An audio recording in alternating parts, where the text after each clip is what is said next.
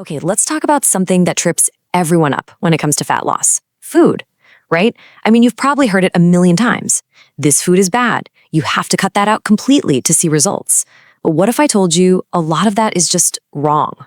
Well, today we're going to set the record straight once and for all. So be honest with me for a second. When you first thought, okay, I'm getting serious about losing fat, were bread, potatoes, and pasta the first things on your chopping block? If so, you're not alone. It's a super common belief that to get lean, you gotta say goodbye to all the good stuff. Well, get ready for this, because the truth is, you don't have to give them up at all. Seriously. So let's dive in, because once you get this, it's not just about a diet. It's about building a way of eating you can actually stick with, like forever. So if the food itself isn't the problem, then what is? Well, the real enemy here, the real villain of the story, is misinformation. It's that whole diet culture that loves to create these crazy black and white rules that make us terrified of entire food groups. The goal here isn't to eliminate food, it's to understand it. And this right here is the mindset shift we all need to make. It's not about good foods versus bad foods. That's not a thing. It's just about making smarter choices depending on the situation. How is it cooked? How much are you eating? What are you pairing it with? You see, context is absolutely everything. Okay, let's kick things off with public enemy number one, right? The most feared, the most demonized food group of them all, carbs. Here's the thing, your body needs carbs for energy. This whole idea that you have to go zero carb to lose fat is honestly one of the biggest, most damaging myths out there. First up, the poor, humble potato. Man, this thing gets such a bad rap. But here's the reality.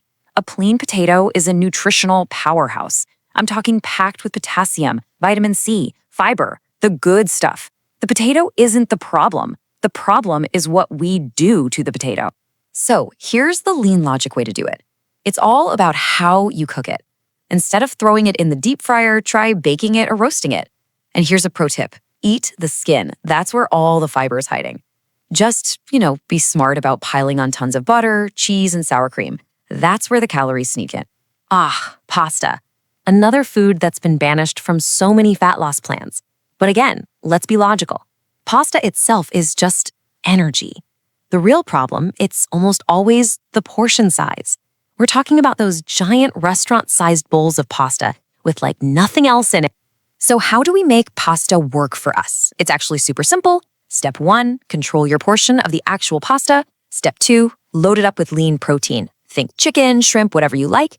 And step 3, add a ton of veggies. We're talking broccoli, bell peppers, spinach. All of a sudden, you've transformed a simple carb dish into a complete, balanced meal that's perfect for fat loss.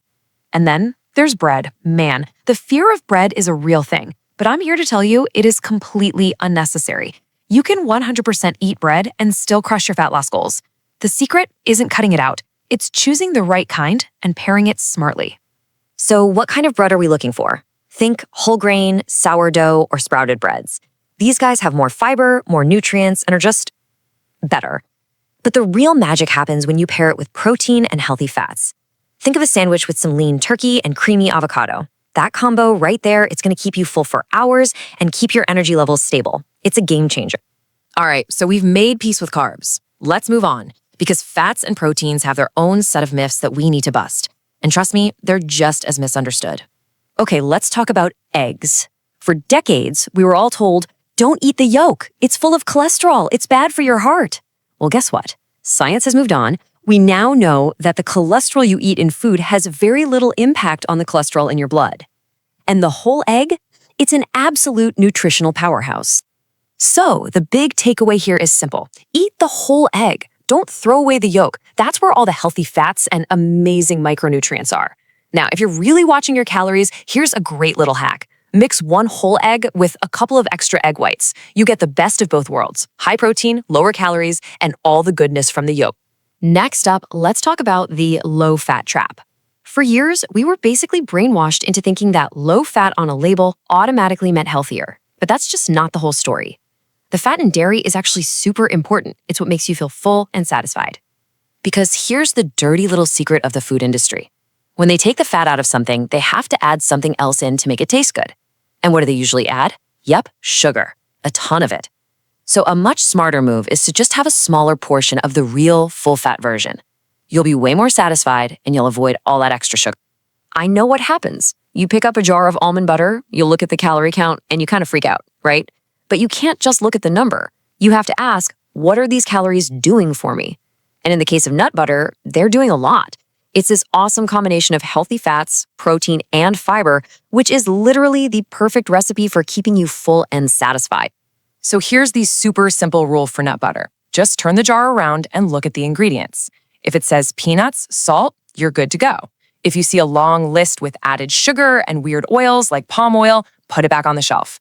And of course, the golden rule still applies. Portion control is key. Stick to 1 or 2 tablespoons and you'll be golden. All right, last but not least, let's talk about something that feels like a total indulgence, but when you do it right, it can absolutely have a place in a smart fat loss plan. That's right, we are talking about chocolate. Now, hold on. I don't mean a king-size bar of sugary milk chocolate. That's not going to help. But high-quality dark chocolate? That's a whole different ballgame. It's actually loaded with powerful antioxidants.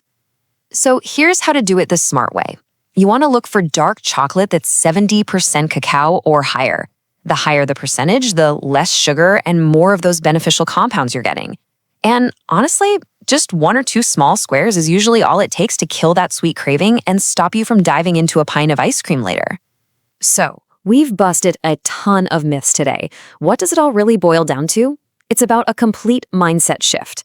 It's about moving away from this old school idea of restriction and moving towards education, understanding, and balance. So let's put it all together in a simple 4-step playbook. Number 1, stop calling food good or bad. Just stop. Number 2, pay attention to how you cook your food. Think baked, roasted, or steamed instead of fried. 3, portion size is everything. It's your number 1 tool. And finally, number 4, aim for balance on your plate every single time. Protein, healthy fats, and smart carbs. That's the formula. Look, at the end of the day, this isn't about depriving yourself. It's about empowering yourself with knowledge. It's about using logic to create a way of eating that actually works for you, not against you. So I've got a question for you. Which food on this list surprised you the most? Drop a comment below and let me know which one you are most excited to bring back into your life.